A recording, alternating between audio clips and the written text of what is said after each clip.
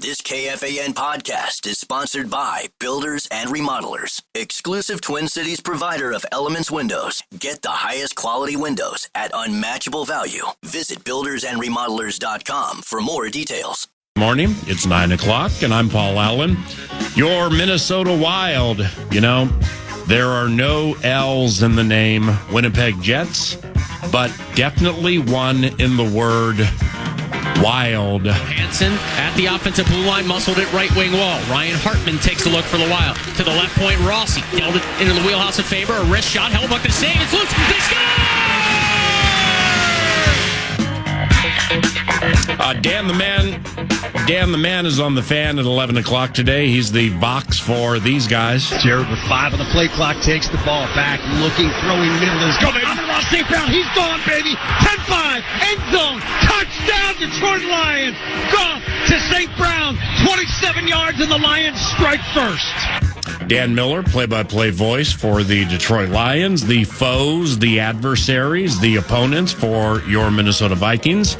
Sunday at noon, FM 100.3, KFAN. And a quarterback for the Minnesota Vikings, it's JJ season again, and mad producers excited. First and 10 from the 27 of the Bears. McCarthy out of the shotgun. Blitz is on, is picked up. McCarthy loops it to Jones. Touchdown! He's showtime! And the Minnesota Vikings have taken a 1-point lead. Finchy tomorrow. Chanhassen gets the feast Friday. And it's all good in the hood this Wednesday. And good morning, Parker Fox, as I stop by the 9 to noon stable. Good morning, young man. Good morning, PA. So here we go for you and Nordo. It's called hyperbolic or hyper accurate. And here they are. The Kansas City Chiefs have emerged as Super Bowl favorites at 4.5 to 1. The Kansas City Chiefs, Super Bowl favorites to win it, 4.5 to 1, and absolutely are the best team in the NFL. Parker, you're the guest. Go first. Yeah, I mean, Patrick Mahomes is playing at an unbelievable level right now. Lucky to have him on my fantasy team, obviously. And I think that's right. We've seen a couple early good teams, but I really like this Chiefs team. So Parker Fox says the Chiefs absolutely being the best team in the NFL is a hyper-accurate statement. Hyper-accurate. What about Matt Producer? They got the best defense in the division. They got Rashee Rice back. They're figuring out how to run it a little bit more. They are back. They are, after the weird start, they are the best team in the NFL. They should be considered, despite a tough division and a tougher conference, really. They are the best team in the NFL right now. Hyperbolic or hyper-accurate? Green Bay absolutely is the best in the NFC and actually is a great bet to win the Super Bowl at 7 to 1. Hyperbolic. Why? I like this Lions team. Hyperbolic. Hyperbolic. Bikerholic. I like the Lions team. I really do. I think they have so many weapons on the offensive side of the football. They got a deep threat in Jameson Williams. They have Mr. Steady and Mr. Consistent and Amon-Ra. You got a great tight end in Laporta. Jared Goff's playing at a high rate. Montgomery and Gibbs in the backfield. Like, that's a great offense behind a really good offensive line as well. So give me the Lions there. You can't talk that way and be taken seriously. Nordo? And there is your dagger! The Green Bay Packers are the best team in the NFC right now. The Green Bay Packers are absolutely the best team in the NFC. They got the QB when the lights are bright, playing as well as any quarterback in the NFL. The defense is absolutely shutting people down, save for that Cowboys game, hence the weird tie in the record. And they're the team that has figured out how to truly shut down that Kitties offense, albeit week 1. As of this particular moment, they are the best team in the NFC. And I would never do it because, I mean, I respect myself as a Vikings fan. 7 to 1. Some people can probably place a wager, 7 to 1, on that awful, ugly, colored franchise, the green and gold that they are, to win the Super Bowl. Why don't you put your pants back on, Slappy? Here is Parker. You identified the Motor City Kitties as the best in the NFC. Here's some what I think is interesting minutia for you. They this Lions offense, the fan has learned, they do everything from all angles. That's about the only way to put it. Yeah. Ben Johnson or new offensive coordinator guy whose name is eluding me, so I'll just call him Jim Bob Cooter. Like, they have this receiver, Isaac Tesla. Rookie from Arkansas, third rounder. John Morton. He the new age John Morton has 3 catches this year.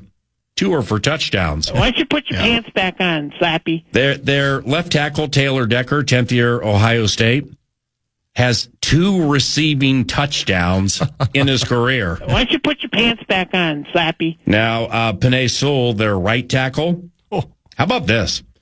Penei Sewell has played there have been 75 possible regular season games since he entered the NFL 5 years ago, first round pick from Oregon.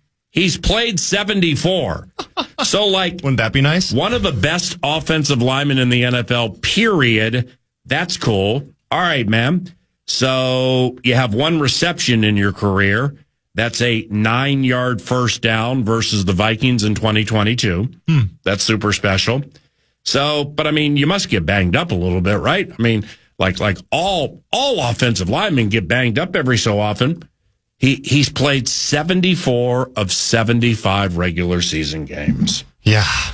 And even if he did get banged up, Dan Skipper's sitting right there to come in and play for him. He's not too bad either, huh? Dan Skipper, you say? Their extra offensive lineman. He has 2 receptions in his career. He's an offensive lineman. 2 receptions in his career, and he scored a touchdown in 2024 versus the Buffalo Bills. In fact, old Ben Johnson, coach of the Bears, as the kids would say, he was in his bag in 2024. You got the Dan Skipper touchdown. You also, that same year, last year, had a passing touchdown from Amon-Ra St. Brown to Jared Goff. Heck yeah. In a game against Seattle. Just clowning on people. I mean, this game should be on Halloween, and like Jahmyr Gibbs should wear some type of slasher costume. He has 7 touchdowns this year. He has 9 touchdowns in his last 4 versus Minnesota. He scored 20 touchdowns last year, 16 rushing, 4 receiving. And in the most hyped and arguably the biggest regular season game in the history of the NFL, that finale last year, went for 139 and 4 touchdowns in the big moment. Man, he is so good. Holy Hannah.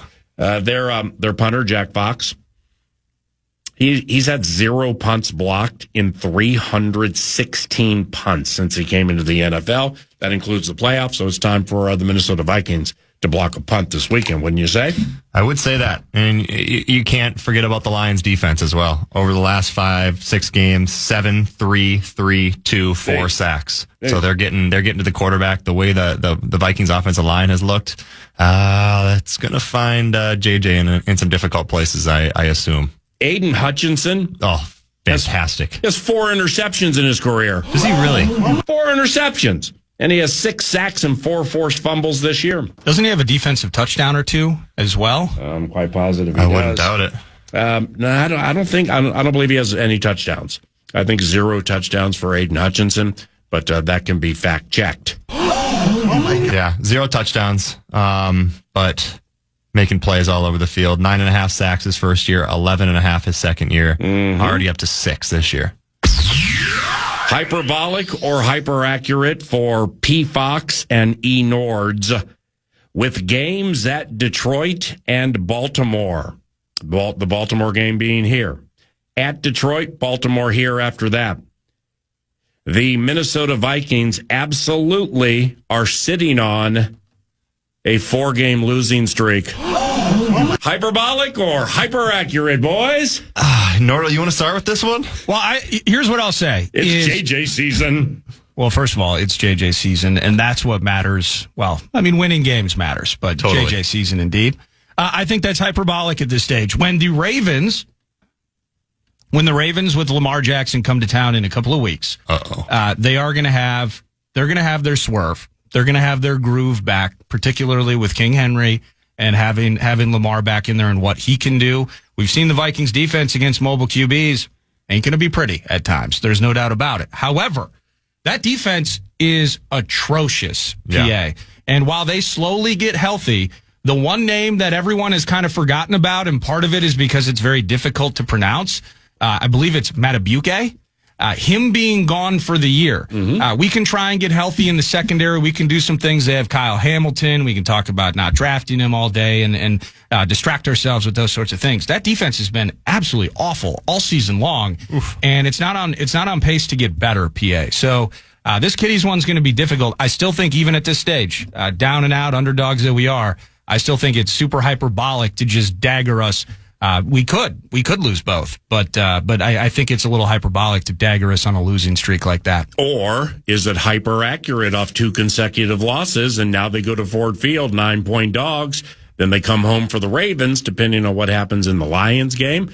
They quite possibly could be underdogs at U.S. Bank Stadium, the PFox. Yeah, I'm going to take the high road and go hyperbolic. Although I don't love this week. I think it's a difficult one on the road, Ford Field, JJ's first game back. Who knows what the defense is going to throw out there. But I do think we come back home. JJ gets one underneath his belt. He comes home to U.S. Bank Stadium. And he gets us a win. Like Noro said, this has been a terrible Ravens defense. Looking at some of their numbers, giving up 41, 41, 38, 37, 44. I mean, if you can't score the football against them, it's going to be difficult. Yeah. But if we can score the football against them, I think Lamar's obviously going to march down the field and score the ball. It's going to be a shootout. But I get the Vikes by a field goal. I mean, at this stage, we can play the hyperbolic, hyper-accurate game. Is it hyperbolic or hyper-accurate that JJ will absolutely play the final 10 games of the season in totality? I mean, that's the thing. Well, now you're starting to get personal. Why not even take the field for the next 2 games? I can't sit here and go, absolutely. They're going to get the field is going to be waxed with the Minnesota Vikings over the next couple of weeks, and we're going to endure trials of the hilt for the remainder of 2025. I just can't think. It's not in my DNA. We could beat King Henry. Bring it on. See you in 2 weeks. Let's go. You and your fiance Taylor Heisey.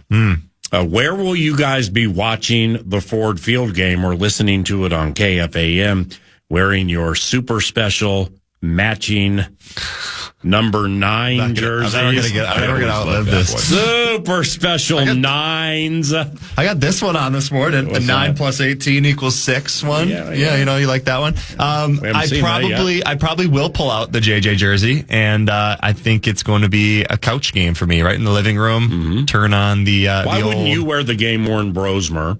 That's maroon and gold. I don't have one. I gotta get one. She wears the 9. That would be a good combo. Yeah, that would be a good combo. Now we gotta turn around and get another jersey, another Vikings quarterback jersey. We haven't really discussed yet. We don't have to go into that yet. But nonetheless, no, we really don't. We will be watching from the couch on Sunday, listening to yours truly, right there. Hyperbolic or hyper accurate, and we have time for 2 more.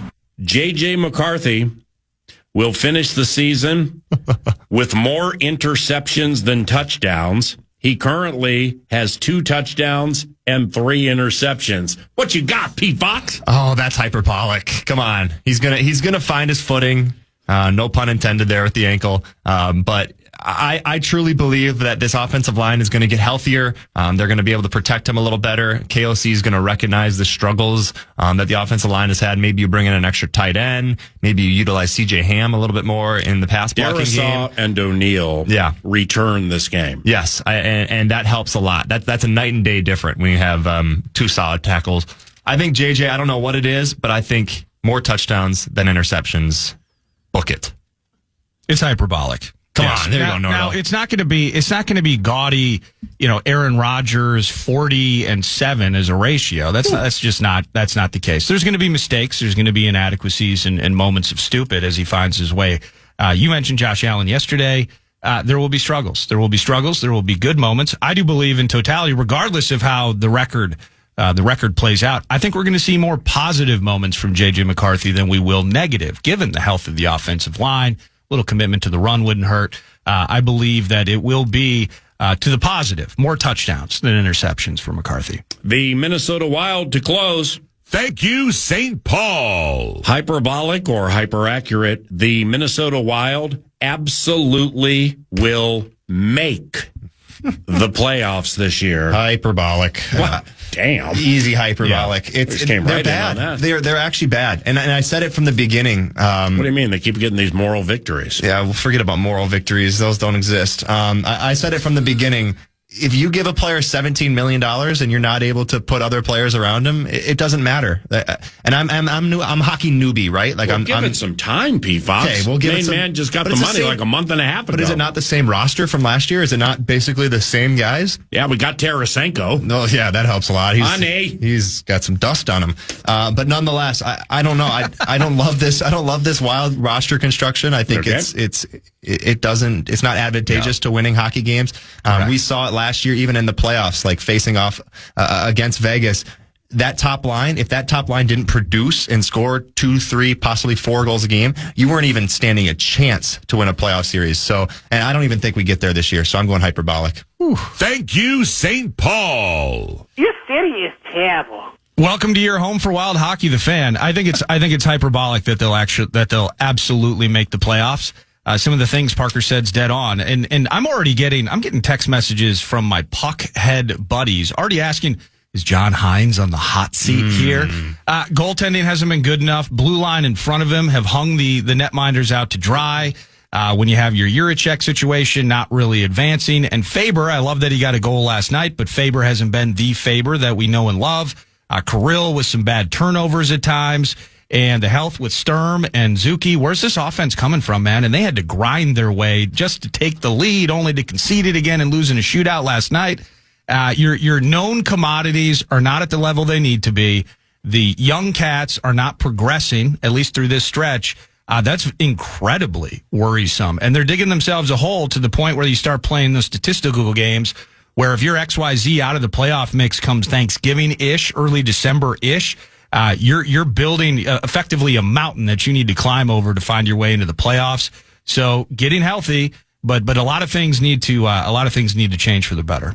Other than that, Miss Lincoln, how was the play? I always love that one. Well, Nordo, I want to ask you too about the Faber situation. Yeah, it was good to see him score one, but it looks like, and I don't know how much Wild you've had on the TV, but it looks like they've completely shifted Brock Faber's kind of role this year into more of just like a defensive type of defenseman. He's not on the power play as much. They've kind of left that to Zeev Bouillon. So Taylor says he's not pinching enough? Yeah, that's exactly right. This is all Taylor's words. And I'm just part of the regurgitating it. But nonetheless, it looks like a completely new role from Brock Faber this year. Yeah, and it's not working thus far. So, and you mentioned Zeev, where you get the little bit of that offensive punch. You love him with the man advantage, but you don't necessarily love him defensively, 5v5. So, yeah, they got some stuff to figure out over there. That's hyperbolic. The hyper accurate. We'll do it again about an hour from now, somewhere around there. Nordo will pose some scenarios for yours truly. But when we return, VikesBites, courtesy of TimberTech, timbertech.com, part of the What's on Deck set list, 9 to noon. That includes Mike Florio from ProFootballTalk.com about 22 minutes from now.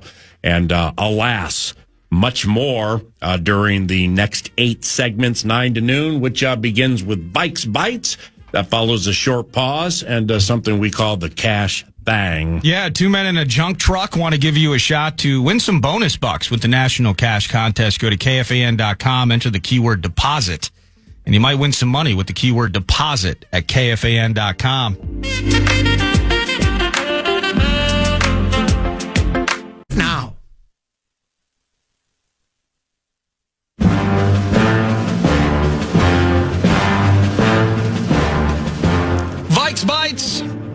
VikesBites. Welcome back, 9 to noon. It is time for VikesBites, which is always brought to you by Thousand Hills Lifetime Grazed Grass-Fed Beef. You can shop online. Box of meat shows up at your doorstep.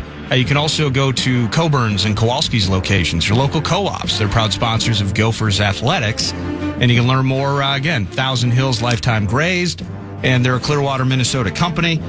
Later in the show, not a lot of JJ-related talkers during this one here, just because during the 11 a.m. hour, I'm going to kind of just lay out some things.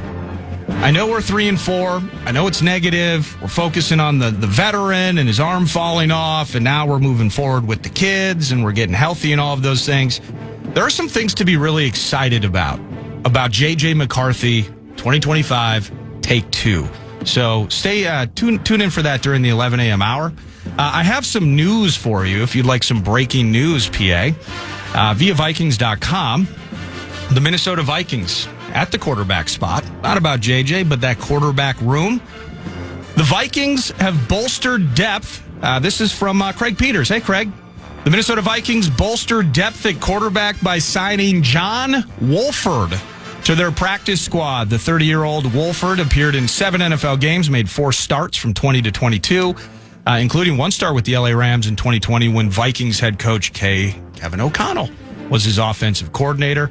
I think he even started a playoff game, and maybe Goff had to come in, but they actually beat the Seahawks with John Wolford. But to that end, that is the connection, clearly. Kevin O'Connell knowing John Wolford from his Rams days. So you can put all the rest of the names to bed. John Wolford appears to be the veteran quarterback infusion into that room. If you want the kids, J.J. McCarthy and Max Brosmer, to be 1-2 for the Minnesota Vikings, 1 and 1A, starter and QB2, then this signing further signifies that's what the plan is moving forward. The familiarity with the head coach clearly is in play here for somebody who supposedly is very smart. So we welcome John to the Covenant, and we look forward to seeing him out at the practice field today. VikesBites! Brought to you by Thousand Hills. PA, I'll just lay it out for you with players returning to practice today. And there's a lot of names, a lot of doors you can open on this one.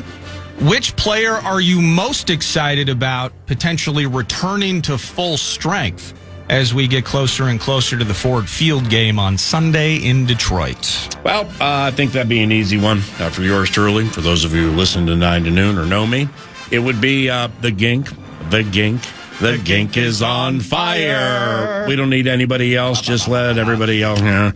I think burn. VikesBites. I want to hit you. It's kind of Nordo's numbers style here, courtesy of Zone Coverage, zonecoverage.com. Thanks to Tom and everybody. I want to hit you with the number 23. So, game script, game flow, winning games, losing games, each one like a snowflake. Incredibly unique and different. Specifically as it pertains to running the ball. I want to hit you now with 3 seasons and 7 games of Kevin O'Connell's offense, Kevin O'Connell's teams, as it relates to the number 23. The number 23 is not Michael Jordan, not LeBron James. It is rushing attempts in a game for your Vikings offense. So we're going to start back in 2022 when the Vikings ran the ball fewer than 23 times in a game. They were 3-4. Fast forwarding to 2023. Now, 2022, they win 13 games, host a playoff game, we know. But despite that, again, 3-4 with fewer than 23 rushes in a game. To 2023, the Vikings were 2-7 when they ran the ball fewer than 23 times. To 2024 last year, they won 14. However, they were 1-3 when they rushed the ball for fewer than 23 times. And so far this year, PA, they are 3-1 when they run the ball 23 or more. They are 0-3 when they run the ball fewer than 23 times in a game. My question to you would be simply, am I oversimplifying that? Or is there something to the idea that, again, never going to be 50-50? That's not necessarily what the idea of balance is about. But there does indeed have to be a greater focus in establishing the run, finding ways to get consistent, efficient production out of Jordan Mason and Aaron Jones moving forward, not just to help the QB, but to help the team win games based on 3 seasons and 7 games of evidence to that point. My qualifiers would be in the games where they're running fewer than 23. What's the score early in the fourth quarter? How far are they behind? Like in games that you get down, 10, 14, 17, something like that, and you got to throw to get back. That I think that would factor into it. With this year, what would factor into it? The 16 different offensive line combinations they've used, plus Jones being hurt. Other side of it, the meshing of the run and the pass, specifically the meshing of it inside the 20. Still very much at times appears to be a work in progress. So the coach is going to throw before he's going to run. 6 out of 10 times, 6.2 out of 10 times maybe. That's how his DNA is wired. And the best players are generally the wide receivers in Justin Jefferson and Jordan Addison. Now, a lot of that statistical equity would involve veteran quarterbacks like Kirk Cousins and Sam Darnold. So that plays into it too. When you have inexperienced quarterbacks, or like Wentz is a veteran, but he hadn't started many games in the last 2, 3, 4 years. So the inexperience with the new role here would play opposite of Cousins or Darnold once they got up to speed. Now with McCarthy, that's we're talking about a third start here. So the best way to take heat off a new quarterback, specifically a 22-year-old quarterback, is to establish a formidable running game. Another opportunity is in front of them Sunday at noon on KFAN. VikesBites. Some consternation regarding new faces on the Minnesota Vikings this year, specifically Jonathan Allen and Javon Hargrave. Wow, a little feedback there. You mentioned it yesterday, PA, when we were at TCO, that there's something. The tide is turning for a former member of the Crimson Tide, Jonathan Allen. But specifically with Javon Hargrave. You were talking with Parker last segment. You're lauding Taylor Decker as you should. You're lauding Penei Sewell as you should. But the middle of this offensive line, not necessarily all pro laden. And I'm just curious if this is a good weekend in your mindset, whether it's figuring out how to beat Christian Mahogany, who can be beaten. And we saw the Buccaneers, albeit in a primetime loss prior to the bye, against the Lions. They found some success there and frustrated Goff at times. And then Gibbs gets loose for 78, and I guess it didn't matter. But all the same, whether it's Ratledge, Graham Glasgow working his way into center, they have had on the interior, not the injuries that the Vikings have, but they've had the uncertainty on the interior of that line in 2025. Is this potentially one of those games where you say, if not now, when, for a Javon Hargrave bust out performance? I think that's a little hyperbolic because there are 10 left. So there are plenty of opportunities to go fly in the face of something that I guess I just assumed was going to take place into the season, that Javon Hargrave was going to be a 3-down guy, that he was going to play 3 downs in series more than he has. So Mahogany is making his 9th start this weekend, and he's a lot better. He's a lot better and a lot bigger than I thought he was. Couldn't really remember him. 2nd year Boston College, 6th-round pick. Glasgow, as the game gets longer, Glasgow gets more beatable. 10th year from Michigan. He's still a rough and tumble offensive lineman. He's tough, but as the game continues, that could be a spot that you could take advantage of. And Tate Ratledge is having a good rookie season, 2nd-round pick from Georgia. And when you play next, for Mahogany playing next to Decker and Ratledge playing next to Penei Sewell, that really takes heat off those 2 youngsters because of the way they can craft things. The Lions, they don't run between the tackles a lot. They don't do it a ton. It's more short yardage with Montgomery, right? Yeah, it's when I watch the Lions run between the tackles, it's basically because Dan Campbell was driving home after a home game and he heard some rube from Westland, Michigan, complaining they don't run between the tackles enough. I always love that one. So he's like, I'm just going to do it. Let's just do it twice, all right? Even though everything we do between the hash marks and the numbers makes us money, everything we do outside the numbers makes everybody money. Yeah, Gibbs to the boundary. Yeah, we got Michael from Westland just constantly complaining on Lions fan line week after week that we don't run between the tackles. So David, just go ahead and do it. Come on. Nick in Novi, welcome to Lions fan line.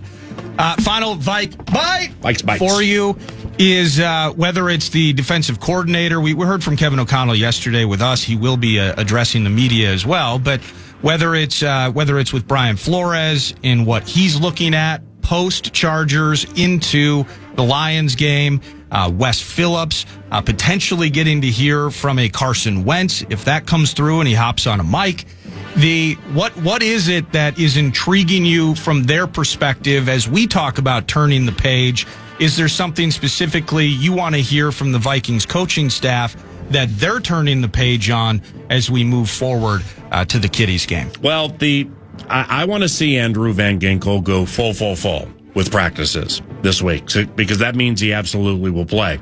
So that means if you have those two, you have Cashman, purportedly Hargrave, and Jonathan Allen, plus Byron Murphy Jr. and Isaiah Rodgers, and Jalen Redmond. Those are the most key players that you have for your defense. So, like the Vikings had a majority of their key players against the Lions at Ford Field in the final game of the season last year before the playoff loss to the L.A. Rams. And Jared Goff, Jared Goff has torn up the Minnesota Vikings all of his career. In fact, the Vikings have given up 2 perfect passer ratings in the history of the team. One took place a couple of weeks ago to Jalen Hurts. The other, Jared Goff, on Thursday Night Football when he was with the L.A. Rams. And in his 2 games against the Vikings last year, Jared Goff completed 84% of his passes. That's unbelievable. So, I mean, it's not like the longest stuff in the world. Chains move. Yeah. Then all of a sudden, because you have Alex from Ann Arbor complaining that they never throw deep to Jamison Williams. I always love that one. Dan Campbell hears an Alliance fan line, so he'll just, haphazardly throw one deep to Williams, incomplete 2nd and 10. Then they go back and do what they do. That short stuff to Laporta, Brock Wright, Amon-Ra St. Brown, Khalif Raymond here and there, and Jamison Williams on slants. Well, let me ask you this then. So we look at the Phillies game as 1-6 in the red zone is unacceptable, but the QB gets a perfect passer rating. Yeah. Could you look at that similarly in that Kitties game a year ago and say the 0-4 in the red zone, 0-3 in goal-to-go situations? What a disaster that was inside the 20 that night.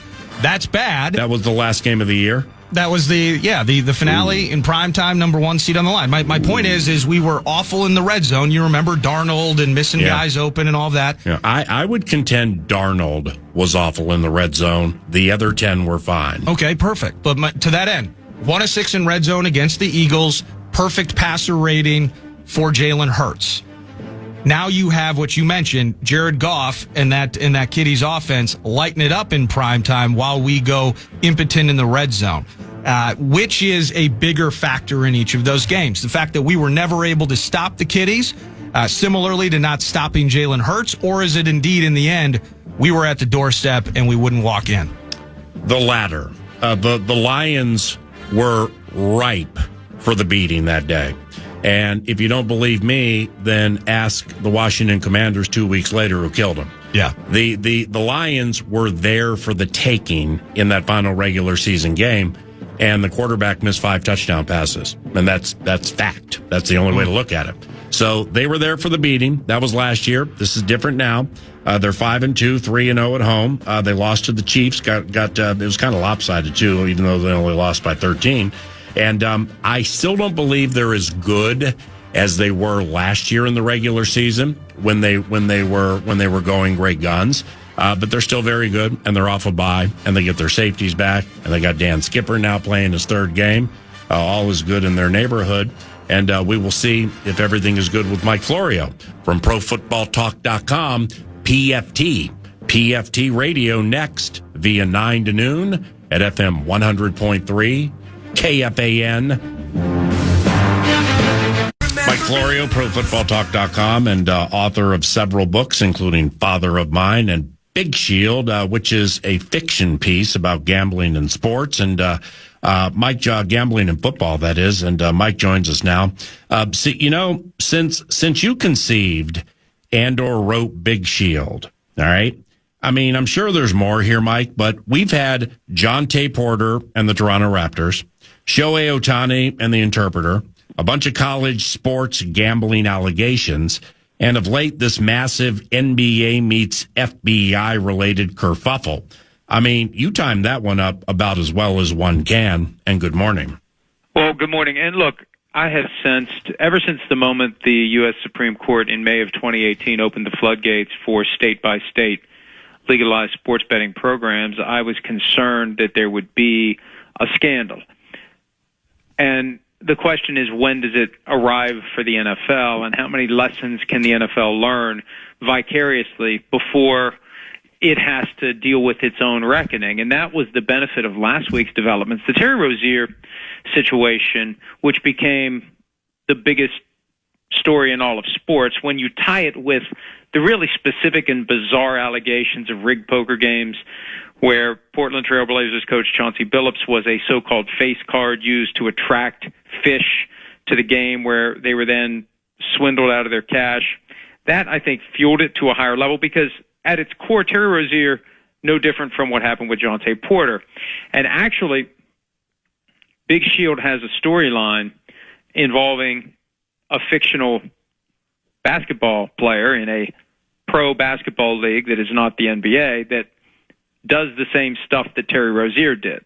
Now, there's more to it. There's more details to it, and there's more wrinkles to it. He leaves a game pursuant to a plan that was in place with his mob handler, and then he gets freaked out because the doctor looks at him weird, so he goes back in the game, and the mobster has to sweat out whether or not he's going to hit his overs, and he almost does, and then that sparks another reaction and more storylines and et cetera. But that's in there too. There's a baseball player who's in the book, a basketball player, and the main character, a football player who's corrupted by gambling and the connection to the mob. So I tried to write it as a cautionary tale so that maybe people within the NFL power structure, or the teams, or even the players, and the reality is nobody really reads anymore, but I'm hoping that it gets the message out as to what can happen, both for the leagues and for the players, because I think what happens is,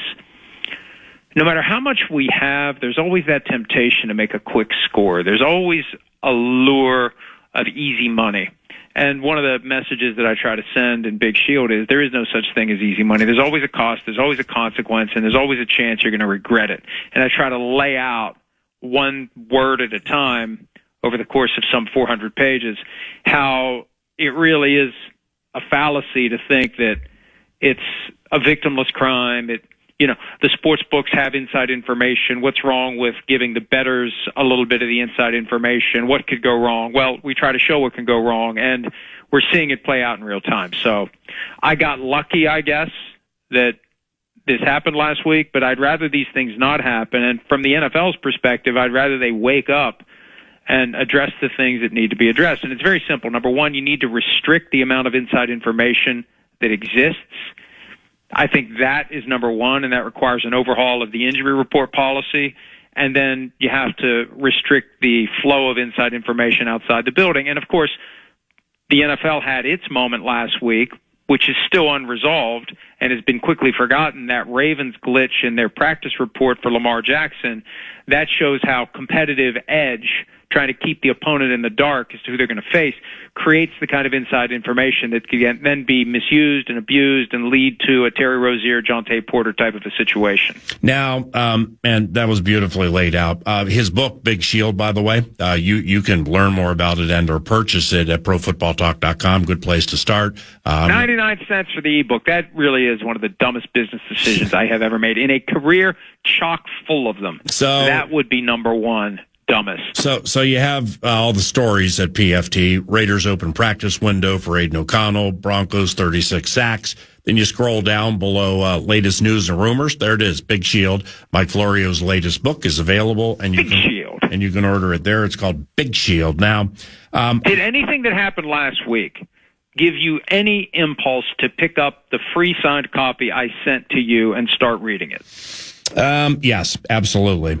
Now, bull crap. And what triggered me is I've worked in horse racing for more than half my life, and your dad was a bookie, all right, and you have quite the fertile mind that nobody could concoct X-ray glasses and contact lenses, special tables revealing cards, secret mark cards, the shoe, the where the cards come out of, that was jerry rigged. It's unbelievable. They ordered the shoot. I know. To read the cards, and the information was conveyed electronically to an off-site operator who then texted it back to a guy at the table as to who had the good hands. Unreal. No matter how fertile your mind is, and again, I mean, I've in a roundabout way kind of been in that game more than half my life. I've never heard of anything like that. Had you? No. No, and I wish I'd thought of it. You know, when I see a movie or read a book, I have two reactions. Either this sucks or I wish I'd thought of it. Rarely is there something that actually happens that makes me say, man, I wish I'd thought of that. How upset do you believe the people who played in the games are? The ones who allegedly got stuck via the cheating? Upset enough to say something to someone that sparked a federal investigation, because you know the risks. Right. When you get lured into these mob-rigged poker games and you lose money, you got two choices. Shut your mouth forever or open your mouth and risk the consequences. So they were mad enough to open their mouths and risk the consequences, because, you know, there's going to be some people, I don't know that they're going to end up in witness protection or whatever, but I would say that the mob families who were rattled off by name, and it wasn't just the mob, it was La Cosa Nostra. Right. That was mentioned multiple times last week. Whoever blew the whistle, and they're going to know who the fish were, those folks, I think, would have some degree of looking over their shoulder for the rest of their lives. Right. That's exactly what I was thinking. To the lesson at hand, and then the week that will be beginning tomorrow evening. Maybe McCarthy is the one, and Brosmer the backup the rest of the way. And I know Wolford just was signed to the practice squad, but maybe that's what they're going to do here. And did you say Wolford or Woeful, or is there a difference? No, John Wolford. Woeful? John Woeful? No, Danny Werfel. He did play, and he did start a playoff game for the Rams. Mm-hmm. Okay. He did. He has that on his resume, just like Tyler Huntley's a Pro Bowler. I mean, look, all due respect to John Wolford, are there really no better options? And the reality is there aren't. There aren't enough good quarterbacks to go around. One of the lines from Big Shield that the main character's agent likes to use is there aren't enough bad quarterbacks to go around. The reality is there aren't enough quarterbacks to go around, and this is where you are when guys start getting injured. They need somebody with experience on that roster, and that's the guy they got. So 9-point dogs to the Lions, who are off a bye. All right. And the Vikings offensive line gets healthy for the most part for Fifth. Van Ginkel's return is imminent. 9-point dogs. Do you think the Vikings get killed? Yes. Why? Well, they got killed last year with a much better team in Detroit, and the stakes were higher, but the opportunity was much greater. This is a Vikings team that is not what it was last year, going in to face a Lions team that, despite a glitch week one, and then they lost again to the Kansas City Chiefs, but man, they look every bit as good as they were last year, and they're starting to realize this whole two running back thing. Come on. Jahmyr Gibbs, David Montgomery, all due respect to David Montgomery, Jahmyr Gibbs is the guy, and they're going to possibly be leaning in even more into him being the next in a line of Billy Sims, Barry Sanders, and they just need to unleash this guy. So they're coming off their bye week. They're rested. They get Brian Branch back. He's got an extra chip on his shoulder, even though it's his own damn fault he got suspended. You take that and you turn it into motivation. I just think this does not set up well for the Vikings, unless J.J. McCarthy comes out and is somebody we've never seen, or at least the guy we saw in the fourth quarter of the Bears game from start to finish. Even then, the best I think you can reasonably hope for is to cover the spread. I don't envision a scenario where the Vikings can find a way to win the game, and I'm not just saying that as an emotional hedge or to try to provide some bulletin board material. They know what they're facing. The best outcome on Sunday is to not get killed and then try to build on it from there. Best outcome Sunday is to win the game. Well, I think the best realistic outcome is to not get killed and hope to build on it from there. PFT. I mean, the best outcome is for you to go down and buy a Mega Millions ticket today and win it. Right? I don't buy them, but I would like that. PFT. Is Green Bay perhaps the best team in the NFL? I don't think they're the best team in the NFL. Perhaps. I think right now the best team in the NFL is the Indianapolis Colts. Dude. And I think you could argue that the Packers are the best team in the NFC, but they get a chance to prove it coming up against the Eagles, I believe. Mm-hmm. Philly goes to Green Bay on a Monday night coming up. So we're going to see some of this wash out. The Packers will play the Lions again. They've already beaten the Lions once.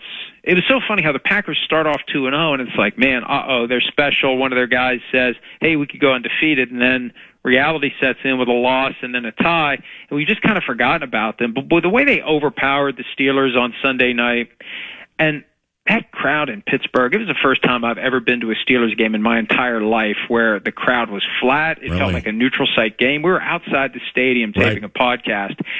And from the reactions that we could hear coming over the big wall of the stadium, you couldn't tell whether it was a good play for the Steelers or a good play for the Packers. That's how many Packers fans were there.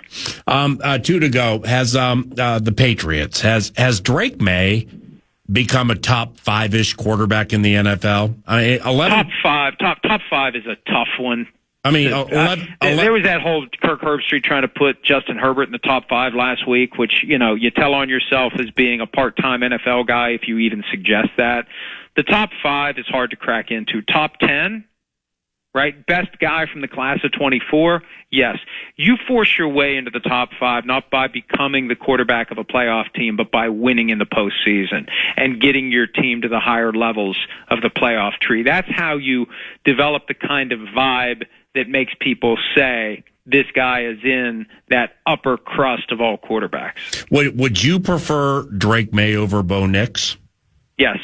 Yeah, I would too. I mean, with Peyton, with Peyton's offensive mind and just the way he's done things for decades, I think Nix is at an advantage there compared to, and Vrabel's really good at what he does, and they've won 5 in a row. And Drake May, during that winning streak, 11 touchdowns, just 1 interception. But yeah, I think the Peyton factor helps Nix more than May's situation helps him. Do you?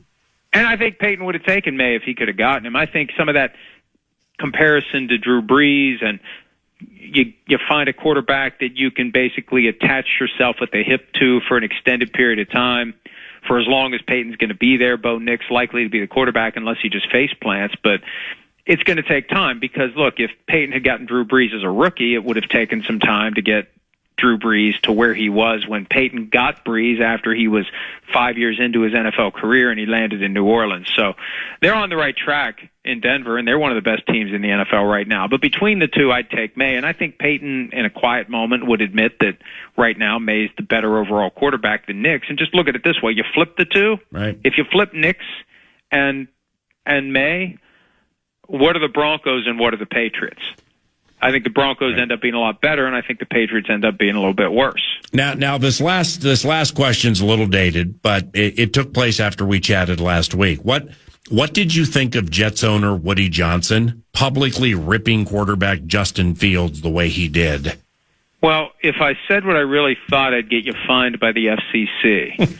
I'll just say this. In all the years that I've been following and covering the NFL, I've never seen an owner call out a player. Ever. And I think it wasn't as jarring in the first instance because he did it so nonchalantly. And, the big story from the week before that was Tua Tagovailoa in the heat of the moment after a game, calling out not by name the fact that there were multiple teammates that weren't showing up for player-only meetings or showing up late. And that was, oh, my God, I can't believe he did that. I mean, this is a cold-blooded assault on Justin Fields. Gratuitous, unnecessary, and just it shows that the bad teams are bad for a reason. The bad teams are bad and they stay bad because the dysfunction comes from the top. And Woody Johnson gave us all a look at who he is, what he is, and why his team is typically so bad. Appreciate you, Michael. Enjoy the weekend. See you, buddy. Call you next week. Bye-bye. Mike Florio, ProFootballTalk.com. It's ProFootballTalk.com. He's weekly, each and every Wednesday, 9 to noon. The captain, Wes Walls, joins 9 to noon next.